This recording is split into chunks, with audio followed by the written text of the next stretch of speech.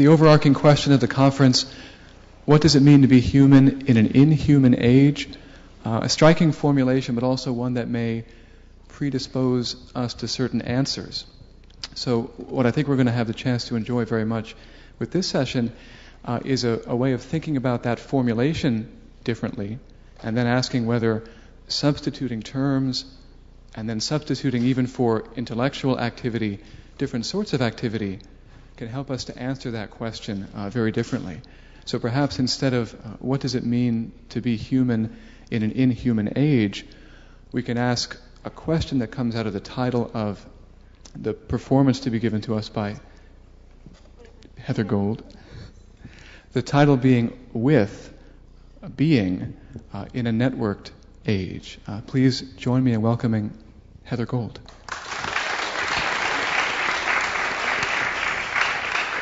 Thank you. I don't want to promise too much performance because there's only so much time, and it just seems like a talky, thinky kind of place. So I thought I'd give a little talking and thinking, but probably not so much as everyone. Hopefully, a little more feeling, and hopefully with all of you. And so maybe you want to also does everyone know this fellow? I'm Ben Stevens. I teach classics here at Bard, but also have a bit of a performance background. He does a cappella singing. He's like a glee guy. Does anyone in here perform? One, two. Oh, like half the room. That's pretty awesome. Okay. I'll explain a little bit about me, just so that you know where I'm coming from. I started working on the web really early for the web. Well, the web is not that old, so the beginning of the web. The net is much older, but 95 about, and I was part of a group at Apple that helped invent webcasting, which is happening right here today, which was really cool the first couple times when it was like creating television. It felt so cool. We webcast Metallica from like a little basement in San Francisco, but the machines were bigger, and then we duct taped a laptop to a guy's chest and put a webcam on his hat and threw him in a mosh pit. And then I chatted with somebody from Sweden. So like there wasn't a lot of real-time chat at that time. And then I tried to figure out who were really women in the chat room. And then I made them tell me, what's that? We've all tried to figure that out at some point or another. Well, you ask everyone about the first time they menstruated.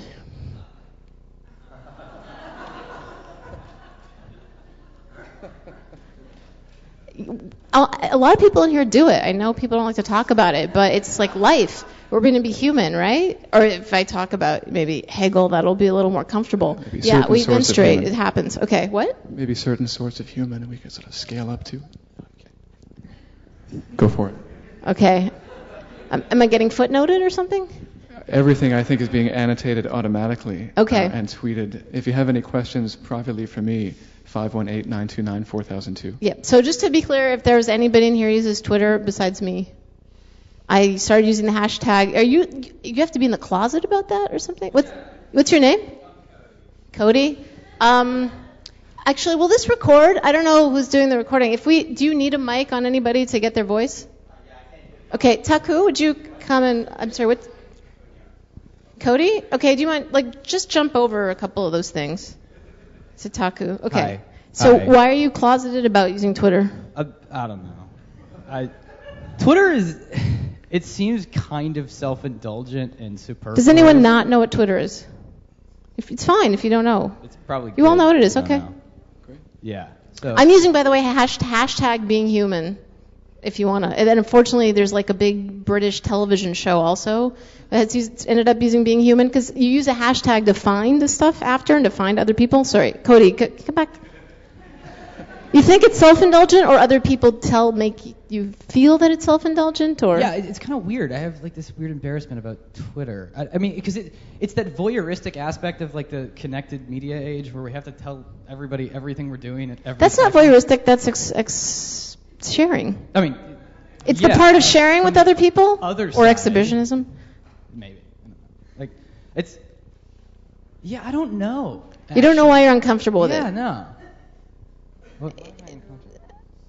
Because it sucks. That's a good sucks. one. Yeah, I mean, how many meaningful phrases can fit into 140 characters. Into an SMS. Yeah. Yeah. I mean, it's a text message that's broadcast to the world, so it's to no one in particular. It's only broadcast to the people who follow you. Well, that could be the world. It could be how many. If I were cool. How many people, Cody, if you were cool. So cool means a lot of people pay attention to you? Yeah. Yeah. I mean, there's probably some like nuance to that, but I'm tired of thinking. It's day 2. I don't know. Because like some relatively large number of people do pay attention to Mitch McConnell. He doesn't seem particularly cool to me. But probably more people than pay attention to you or I sort of pay attention to him. I mean, kind of attention. Yeah. Well, I mean, Twitter has a lot of cool things about it. It helped a revolution in like what was it? Moldova? Iran. It was the Iranian Revolution. There was another one too. A couple.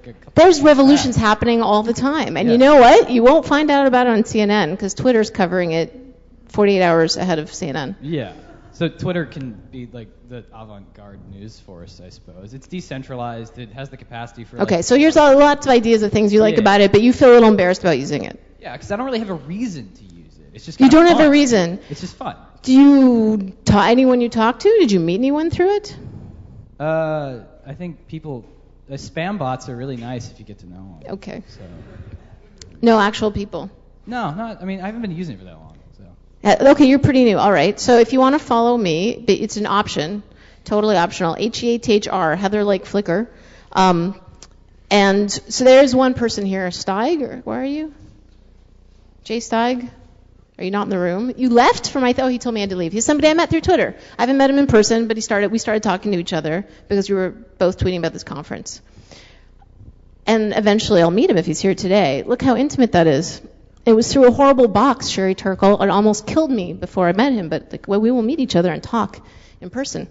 So I started doing all this web stuff pretty early, and I did improv before that. I have a weird background. I went to law school. I escaped and went and worked in Hollywood, and I did improv at Groundlings, and I've worked with many much more successful people than me. I seem to be good luck to other people to become successful, so you'll all be hugely famous and wealthy soon.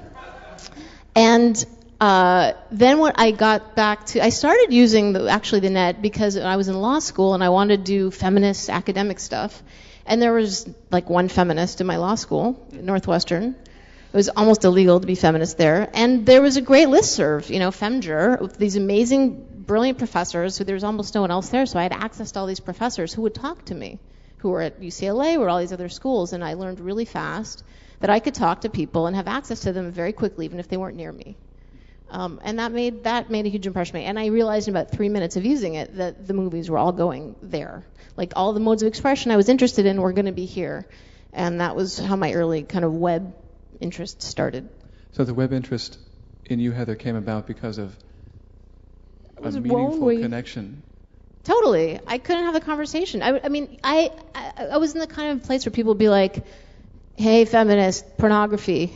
They just wanted to see a response, from me all the time. I was like, I want a more subtle, nuanced conversation about this idea I have, and I couldn't ever get there because I was too busy being angry and outraged and reacting to everybody's,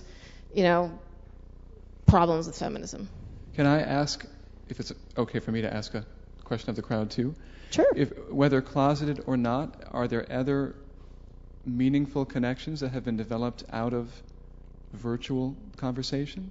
Anyone in the room who has had a meaningful connection? Cody's also embarrassed about that. We're not going to go there yet, Taku, but it's quite a number of people. Yes, lots of stuff there. So then I started doing. I got very involved in alternative stand-up, kind of in the early years, watching it in the 90s, which was very infused with performance art early on, which did a lot of intentional, vulnerable, very personal, raw storytelling.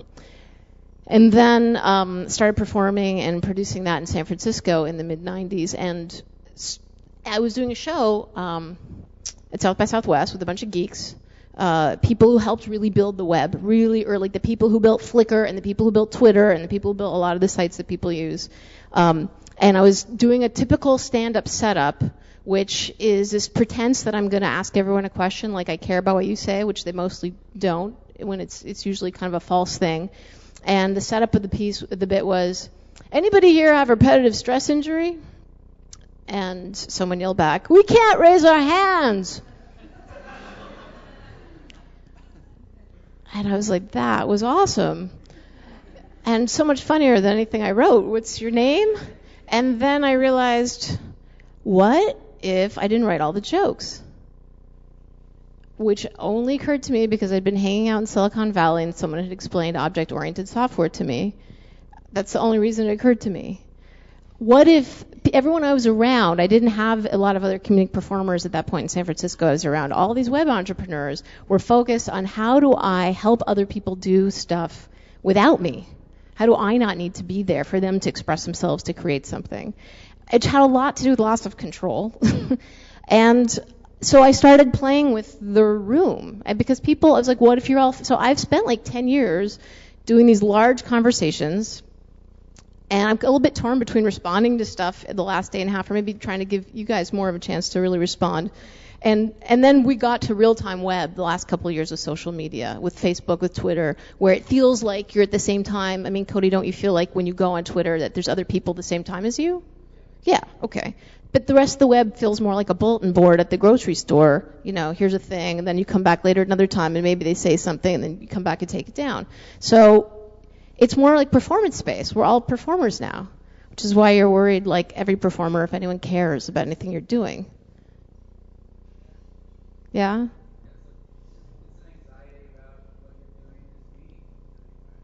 Right. But the anxiety is there whether we have the technology or not. You notice your anxiety because it's right there in data format for you to look at. So I have like a semi-optimistic, is it okay to be optimistic here? Because I feel like, you know, David Rose is pretty optimistic. People are concerned. Someone will make money and the world will be ended. And Ray, I wasn't here for Ray Kurzweil's talk, but I know he's beyond optimistic about things. I totally, if I was here, I'm not a prop comic, but I would totally bring a head in a jar for him. Just do like Carrot Top. Give it to him. So I think we have a chance to, at least I see this happening in the web now. What matters socially is completely passing the importance of data. Although we're going to build tons of stuff on data, and coders know a lot more about that. And I don't know if the roboticist is still here, if everybody who spoke already left. They'll know more than me about data. But I see the importance of data becoming less and less. Like why, okay, no disrespect to any of the brilliant academics here, but why are we in a room together and watching people do this? Welcome to BARD and the conference, Human Being in an Inhuman Age. I wrote this paper last week. We're excited you're here and look forward to an exciting and stimulating 2 days. We hope. I'm very excited and thrilled to be. Can you tell how excited I am? I read off a piece of paper. I'm excited. In this letter, we want to give you basic information. This is important. I have a degree and I've published a lot of times. You will need to make the next 40... Okay. We have this awesome data transfer thing. It's called the internet. Or paper. Like... Why don't we send our data to each other when we're not together? And we're together, I'm trying to be a little more together. So, okay, so that's some of my basic feeling and hope that I see geeks who are building Google and lots of sites who are definitely, we're not like, I'm totally geek. I was not very good socially growing up. I totally, A's at school, F at lunch. And if anyone here got an A in lunch, you're okay. What's your name? Okay, Taku, do you mind? You're going to have to run a lot. You're going to wait till, guy up there, third row with glasses and gray. Can you wait till I get to hear your name? What's your name? Dennis. Dennis? So lunch was, where did you go to high school? Jersey. What? New Jersey. In New Jersey. Where in New Jersey? Montville, which is like 4 minutes away from the city. From, you mean New York? Yeah. Okay, really close. And lunch was fine? You had fun? You had friends? Yeah. I mean, you don't be embarrassed. Like, I admire that. Just even if the rest of us didn't, I still think that's very good. Well, I don't know. I wouldn't consider myself as like the Jersey Shore type of school. But did you have friends that you had lunch with? I'm pretty sure I have friends that I sat with. How would you know they were your friends? We ate lunch together.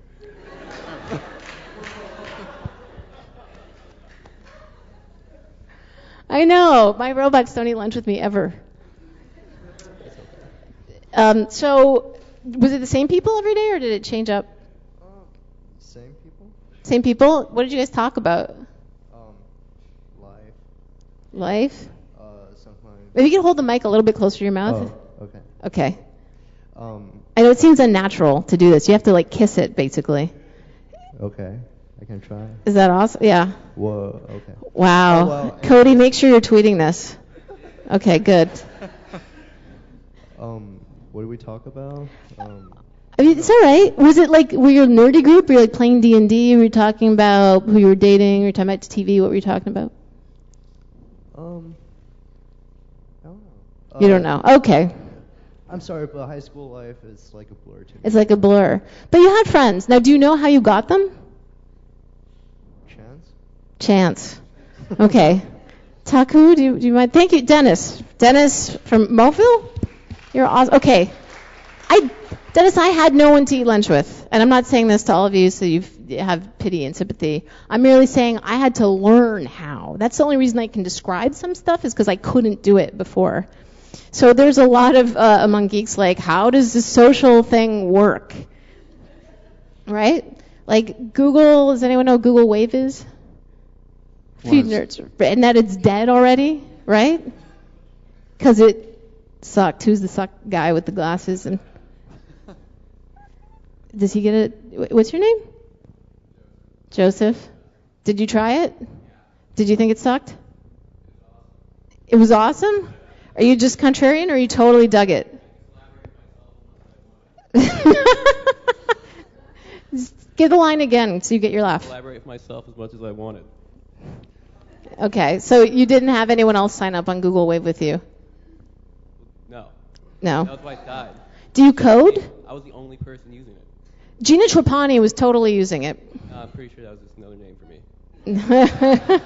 I have a lot of different Google accounts, you know. Do you code? Do you code? Little. Little? What are you making? Well, right now I'm making sounds. Sounds? Out of? This microphone. No, when you're. I thought you had a project that you're maybe building some software. I'm not working on anything right now. Not right now. Okay. Okay. Remind me your name again so I don't forget. Joseph. Okay. Sorry. Go ahead. You said you're coding spam? Oh. Sounds. He was being very literal. I see. It was like a very super clever, quick joke, and it was like so high up here it took a minute for me to register. He's talking about get it, like I'm talking to the microphone, and it's a kind of coding because I'm talking. Okay. Do I have it right, Joseph? It was sharp. Yeah. He's like, yeah, you caught up with me. Okay. I'm slow. One of the things that I'm hearing, Heather, out of your history and the histories that we're being treated to is a change in the platform. Right? A change in the platform over time. We make A mistakes wetness too. of the Also, platform. I don't believe the robots make a lot of mistakes. No. But we do. It's really fun. We've changed the game. Yeah. So as our platform literally has changed, Yeah. what does that mean for our interaction now? I don't know, but I'm sure someone can write a paper here on it and analyze it and get a PhD on it. Sorry. That's an easy shot in the room. It's not fair. What was Google Wave? Google Wave was a development platform that was built out of Google Australia that let you. It was very complicated and hard to use, and it was built for developers. And this is something that happens all the time among geeks where it's like, this works for me. A lot of entrepreneurs will say, scratch your own itch, like build something to fix a problem you have, and then maybe other people will have it too. So it let lots of people collaborate and share information. But the interface was so complicated and so convoluted that it just never really took off. I mean, one of the reasons Twitter really took off so much was because it was so simple to use and because it was constrained, I think, because there wasn't a lot. And a lot more people have phones than even laptops, and so it works off SMS. And anyway, Google Wave is like the anti-SMS. You could just go on forever in it and send all kinds of files, but it didn't work in the long run. As much as some developers really wished, because people work across great distances now, another kind of connection through the network. And the thing I'm really hoping for, that part of I don't know how much time I have because we don't have We've got about 25 minutes. 25 minutes is here's basic premise. I mean, we had this sort of object relationships, which someone brought up yesterday, as sort of being bad. Like, I'm going to treat you. What's your name? Nick. Like, what can I get you to do for me, and how do I not need to involve you? And there's been a lot of eloquent explanations of how people haven't had to do that for a long time, and that happened long before computers and the web, that's for sure. But now that it's so easy to copy stuff, and that business isn't really going to be so based on trading objects around, it's more relational. I think the relational is becoming more and more important despite ourselves. And I'm excited by this because, to me, if business has to answer the same problem that we collectively need to answer to deal with all the stuff we hate, like racism, sexism, treating people like shitism, whatever you want to call it, the problem is, like, can I see you? Do you get that I listen to you and hear you? And do you get that you're listening to me and hearing me? And it's this iterative back and forth, and takes emotional development, which I haven't heard a lot about yet at this conference, but it's like, you as a person, can I handle my feelings? Can I handle your feelings? Can I handle that if Joseph gets the mic and he tells me I'm a fucking moron, that I can handle that and I know how to handle that? How do we create spaces to be different together? To me, that's how you have a with relationship, and that's what I'm usually striving for in the stuff that I make. I have a show where I bake cookies with everyone. I've baked 50,000 chocolate chip cookies in the show. If you want to bring me back to Bard, I'll happily come bake cookies for everybody. Right on. Homemade, though. Are those homemade? Totally. I mean, if you go to Walgreens and buy cookies, they taste like Walgreens. Because the stuff tastes like whatever you put into it. And I do with everybody. It tastes totally different because different people make it. And I have a show I'm working on where I teach law with everybody. So that together experience to me is why to make something. I think that's why we make stuff, including coders and programmers. We want to connect. That's why we do everything. So, can I ask a question? Yeah. You use the word relational. And what it draws my attention to over the past couple of days is the way in which the speakers haven't stopped to define what we can call their subject position. What does that mean? They say we think, we expect. How do we relate to technology? How do we relate to each other through technology? And each of those statements includes that subject word, the we, the I, you. And you don't know who they mean. I don't know who they mean. Yeah, it's helpful if you ask, but you'd need a setup that we are allowed to ask, and then ask a really obvious question. And I bring it up now because I have a stronger sense that when you say we, with a relational sort of sense of performance in mind, you mean that these people who are here with you. Yeah, like to me, so stand-up was very boring to me for a long time. I didn't occur to me ever to do it till I was at Uncabaret in like 92 watching Janine Garofalo on stage, and she had her notebook. And I've done stand-up a bunch of times like this. And it was the first thing that made me go, oh my God, you can totally not know what you're doing, like not have it down and do it. It didn't feel safe to me until I saw somebody be kind of imperfect. And also there were a lot of women at that point doing it. She was one of very few women. But that let me kind of go, okay. And it would change. They were telling stories. Like if I'm saying, what's men and women, are they different? They seem so different. You know, like that kind of 80s socks in the dryer. One's always missing. You know, that kind of... And I know that joke's going to work no matter where I am, so I'm going to say it the same way. I'm in period. Socks in the dryer. You're different people. I could give a shit. Socks in the dryer. Look, you people laugh. Fuck you. That's what's going on for the comics inside. And I could tell. You can tell. Can't you tell when you see a professor or a performer, somebody's like, I've done this 80,000 times. Watch me do it 80,001. Kurzweil. Was he like that? I didn't get to see him. Totally. I bet he's given that talk before, right, Nick?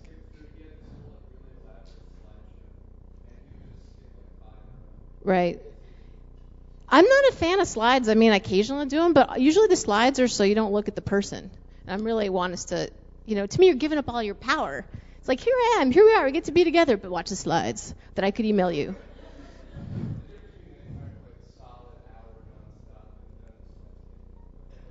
Interesting.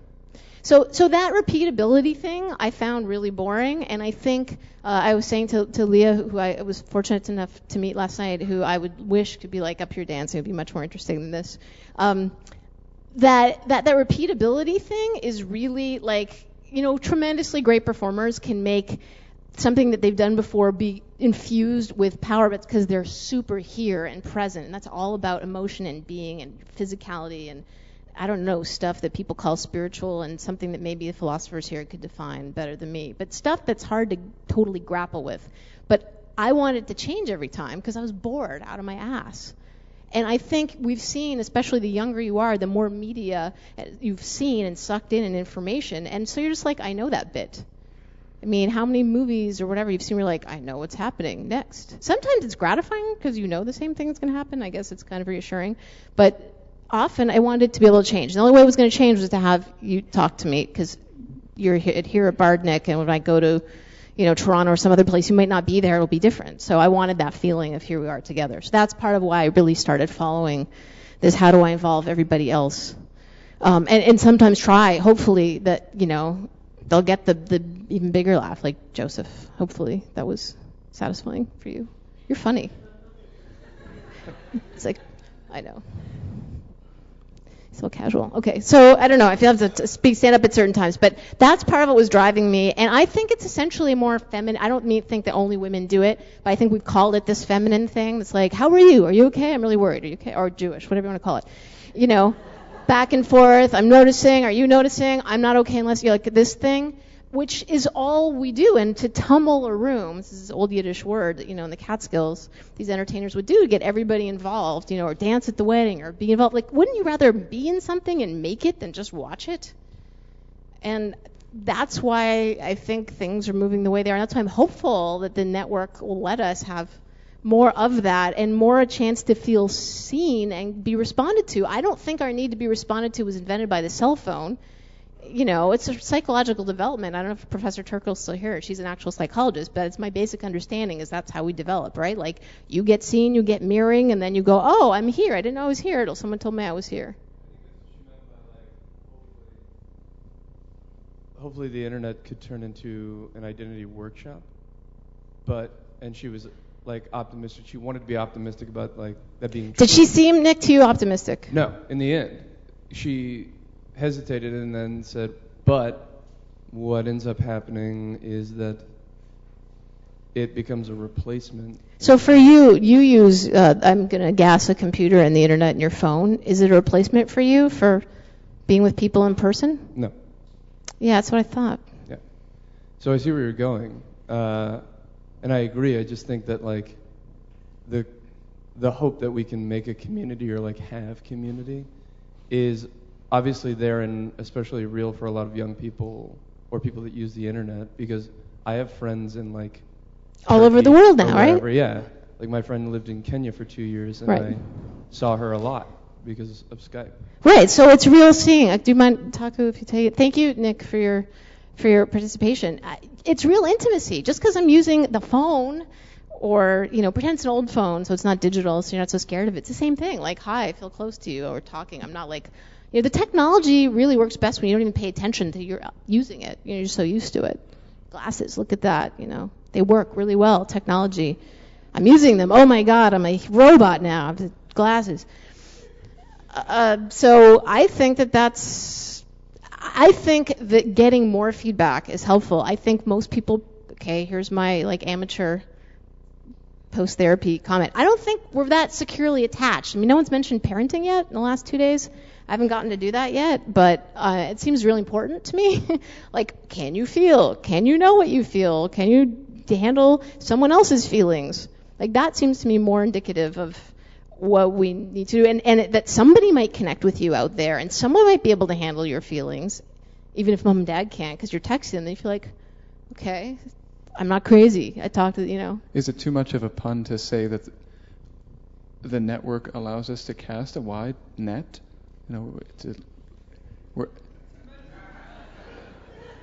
Should I say it again? I'm emboldening you. And next is a wide net. He's going to break into song any minute. Just try to stop me. The question that was posed to Nick, is it a replacement for other sorts of activities, is a version of the question that we asked before: who has developed a meaningful connection out of virtual connectivity? And it's most everybody. Whether the virtuality is techno-scientific, as in most of the examples this weekend, whether it's through the mediation of letters, which take time and distance to reach the recipient, everybody has managed to develop some positive feeling. Yeah, I think so. And the thing I would add is someone who's done this as a performer for a while and does this online. I mean, has anybody shared something pretty intimate with themselves on Twitter or in a pretty public place in their blog? Would you mind, Tucky, would you mind, what's your name? Susanna. We're going to do Susanna in a sec. So I do this all the time. I do it very self-consciously because it's part of what I do in shows on stage.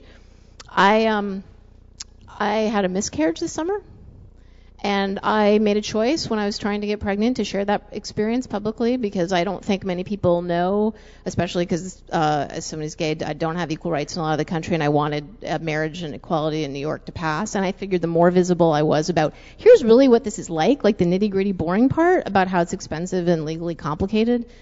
So I shared a lot of that. And when I actually ended up miscarrying, I got more support from the people I knew online right away faster living in an isolated town in Long Island than I could in person. I just couldn't get to a person. And some of the people I knew in my immediately that were close to me in other ways weren't able to be supportive. And I find that the more open you choose to be, it has to be chosen. I mean, I don't agree with this. It doesn't work if someone outs you, and a lot of choices Zuckerberg and Facebook make do that people just put your stuff out there. But if you choose to be open, it amplifies the rate at which you feel seen, and I find it hastens your ability to handle the feeling. That's been my experience. My grieving moved much faster than I thought it would. So what did you share? I definitely think that's true. I agree with you when I've shared deeply personal things online. Do you mind sharing it with us now, what you shared? In general, it's just things like being sick or personal successes or anything really hard, not like it doesn't have to be horrible. It could be great. I don't know. I use my Facebook to talk with my family to give them the updates. So I feel like there's. But a public posting. Have you ever made a public posting, Susanna? That's I'm really worried about my test tomorrow, or so and so doesn't talk to me. It's something that's like a real. I'm telling you guys how I feel about this thing. I don't actually know if I ever get super specific like that because I kind of feel guarded about my identity on the internet because of the fact that my network there is so much wider. So those aren't. I don't know if I want to include everyone in my super personal community that way. Right. So do you have sometimes some private online networks? Like you might put in a direct message or a direct email to somebody? It's a choice. It's not definitely boyfriend problems. Boyfriend problems. So will the boyfriend problems are public? Sometimes? Not generally public. In private with someone? Yeah, through messages, but through multiple. I'll send out a blast of to a group of girlfriends. So then you'll have a little group conversation. Exactly. And will you feel like you're together with them? In a way. In a way. It's not the same thing as being in the room together, them giving you a hug, but they're there. It's not the same thing as eating ice cream and watching Little Women. Right. I know. Ice cream would be good. I know, with all this technology, with the nanobots, when we have one that can make me a sandwich, get back to me. That's all I'm saying. That's the automated stuff I'm waiting for. Where'd Taku go? Thanks. How are we doing on time? We've got about 5 to 7 minutes. 7 minutes. There are a couple of other hands that I do see in response to this. Yeah. So I want to, just as an experiment, if you ever feel like it, I'd be curious, Susanna, pick something that you can handle. It doesn't work to do something you can't handle. I've been telling everyone about my personal life on stage for a long time. I have a different capacity than other people to do it, and I do it intentionally. So I'm not saying everyone wants to do that. But pick something that you can handle and see what happens. If you a little bit more specific, like a feeling about something, or questions are good too. I mean, if we have more time, this is such a room of brilliant people. I mean, it's a great way to find out answers to things you don't know the answer to. And I learned that from the web for sure. the I'm going to go out to everybody. What do you think? How quickly can we filter it? To Taku, where'd you go? Can you come back down here? What are you thinking, by the way, about all this? You're like busy running around. Well, I don't have Twitter, and it sounds like I need a lot more feedback in my life, I think, and I definitely will have an account by the end of this week. Right. After my midterm. By the end of this week? Okay. And at least one subscriber. I mean, one thing I've been wanting to do, I haven't made my It Gets Better video. Oh, God, I forgot to bring my camera up here. Shoot. I only have this to take a photo of. I brought a video camera. But, Dan Savage, does anybody know this this video project or not know it? Okay. Obama just made a video. Unbelievable. The politician's there in 5 seconds. Yeah, Hillary Clinton made one, and then there was one from Obama. It was awesome. Basically trying to reassure queer teenagers who are killing themselves and have been at an alarming rate long before the invention of the internet, that you can get through that part of your life, that you can handle those feelings. And one thing I've posted about and will say in my video is I really want those teens and those youth, and I don't know if anyone that even applies to anyone here that's feeling that much in pain, to post in response and to please send videos to people who are posting these It Gets Better videos for us to answer, because part of, to me, the most powerful stage isn't just I know that I see what you're going through. It's I'm going to listen to you. I'm going to hear you. I'm going to let you know that I heard what you just said. That to me is the single most powerful part about the gift that I get for getting to speak to all of you here, and I wish I'd done a better job of getting more of you more time talking in the time we've had, because to me that's the thing that really transforms you. That's how you feel connected to someone. So this gentleman here in the gray first, and then this. Hi. Hi. What's your name? I'm Lucas. Lucas. Do you mind if I take your picture? That's cool. Okay. Pretty. Now earlier in the panel discussion, someone brought up the understanding of the self as being more of a holistic thing, and earlier you were just talking about how crucially important it was to have a sensory experience or an interaction with someone that is more than just data based. You have these spiritual aspects, or you use the word physicalities, and I'm sorry, but I'm having a lot of trouble seeing how that can be truly translated into like a technological interaction. Like those things are not conveyed with an emoticon. And so all this sharing and this communalism that you're speaking about that is like starting to happen in this like Facebook and Twitter world seems to be losing a dimension of like humanity that I'm having trouble reconciling, at least. Right. So you're saying that you think it is different, and that I don't think that they're different. No, I'm saying if you could explain to me like how I think you can have a connection with you. I mean, I'm just going to guess. You're under 30, maybe? No. No? No, I'm 18. You're 18, okay. So do you use the web? Yeah, what a dumb question, occasionally. Yeah. Do you ever feel connected to somebody when you're talking with them on it? I do, but it feels emptier. It feels emptier. Yeah. If it's an alternative to not talking to anyone, does it feel better than that? No. No. So you'd rather not use the web then? Yeah, I feel like there's something so important about having like something that's living and breathing in front of you that like a computer screen can't convey, regardless of what like text it's spitting back at me. Right. So you think that I don't know what you think that I think, but I don't think that you think anything. I mean, I really don't think that much, if I can help it. I mean, like, I'm not trying to put ideas or words in your mouth. I guess I'm asking for more help here. You were just asking for a public declaration of feeling. Yeah. Just try it. Yeah, and I mean, how in God's name do I get this like mysterious technological ether web thing to convey something like real? Here's the thing: the ether doesn't do it; it's the people. The machine is whatever. It's a way to get to people, just like talking to someone on the phone. And I don't think it's the exact same thing, but I do know that you can feel incredibly lonely while you're with other people. You can sometimes feel lonelier when you're with other people, right? Okay, so we're together in that one. Definitely. We've experienced that. And you can sometimes feel really connected. Maybe you already know the person really well, and they're in Kenya. Nick, was it you with the friend in Kenya? that's how you get to see each other. It doesn't mean there's no feeling. The same way you watch a movie, you don't know the people in the movie. You have a feeling as you watch this thing that's like simulated. It's a little more direct because you get to say something back to it and communicate back to it. I'm not saying it's exact, or it isn't good to have someone be absolutely there, but someone can be there in flesh and blood and pay you no mind at all. That's true.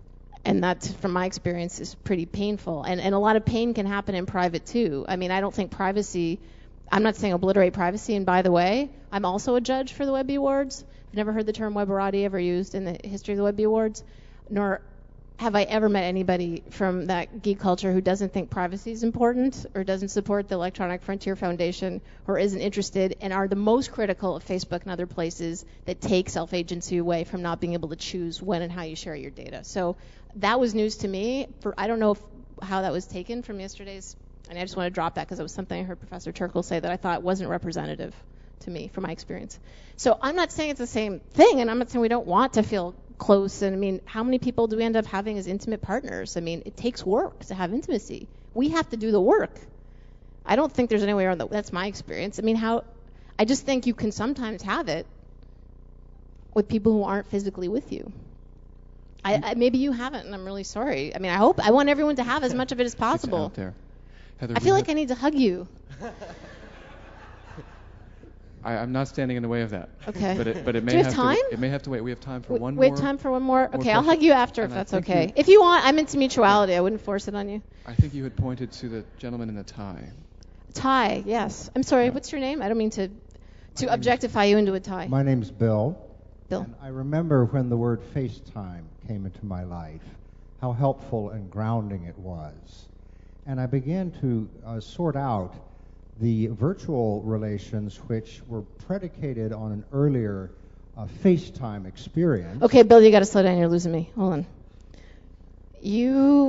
Something with word predicated was in there, and this I'm sorry. was hard for me. I'll eliminate that word. No. Okay, so you learned this word FaceTime. Yes. And it made something make sense for you. Yes, because I realized that a lot of my virtual experiences were with people I had first had FaceTime with. People you really knew. And sometimes people say meet space. Yeah. F to F. Right. Well, back then that was the word that hit me, FaceTime.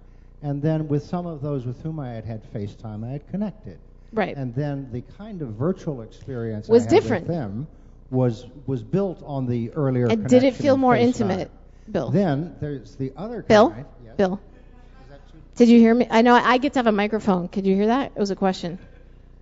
Yeah. Okay. So when you were talking to somebody online that you'd already met IRL in real life, I'm just being cute there for web folks, did it feel more close? It felt different, and therefore... It felt... Now we need the mic back. Right. It felt different how?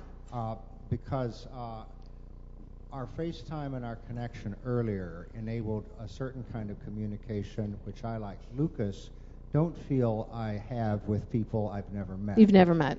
But then on the other hand, there are websites where you have hope of meeting someone. And then if you're talking towards the day when you meet, that's another kind of intimacy that's growing, which is valid too. Sure. But hopeful that you meet, right? Yeah. Bill, thank you so much. So it is different if you've already known somebody, I don't know, Lucas, like Nick's friend in Kenya, or sometimes when you're dating. Sounds like Bill maybe has checked out some dating sites. Craigslist. I used to check out Craigslist a lot. Early. I was in Craigslist when it was, okay, now I'm being really, this is like the lamest nerd thing to be like, I was on Craigslist. When it was a listserv, it was a little email list. And Craig would be like, if he liked your posting, I'd post my shows, he'd be like, this looks really good. And he'd put like a little / Craig. And then you'd know, like, a person who knows me said it was good and you might like it. Yeah, it's different when you, I think you're right. But my experience, I don't know, I've spent 15 years online, so maybe it's a little closer to, I was hoping, Lucas, that we were closer on this. Maybe we're not. That I don't distinguish as often between, I mean, I can feel, but I'm also, as we've established, very, like, I will tell you anything about my life. And I think part of the reason I feel more connected is because I tell so much. In person, I would tell you stuff and ask you also maybe 2 intimate questions, but except that you didn't want to tell me the answer right after, Bill, or, you know, in real life or not. And I think that kind of way of connecting has a lot to do with intimacy more than whether it's through just the machine. Yes, in person is great. I can read your face more and I can feel what you're feeling more. So are we done, Ben? I'm afraid that we Unfortunately. have come to the end of our time for this session. So I hope that everybody will join me in thanking you, Heather, for leading it. Thank you.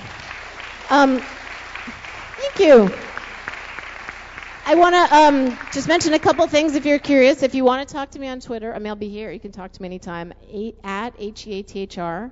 My website's heathergold.com. I have a mailing list if you're interested in following stuff. I do a show called Tummel Vision once a week, live, because we communicate with everyone in the chat room live, with Kevin Marks, who used to run social for Google, and a woman named Deb Schultz, who's very involved in the business world. We talk about human connection, and that's all we talk about, and how to try to make that happen more, and how social spaces really work, and how to catalyze people to social connection. So if you're interested in participating and being a guest or this kind of conversation ongoing, we do it every week, tummelvision.tv. There'll be a link eventually on my site. I want to thank also everyone who spoke, who let me come and be unfootnoted here, and Ben and Roger Berkowitz for having me and putting together such a great conference. Thank you, Roger.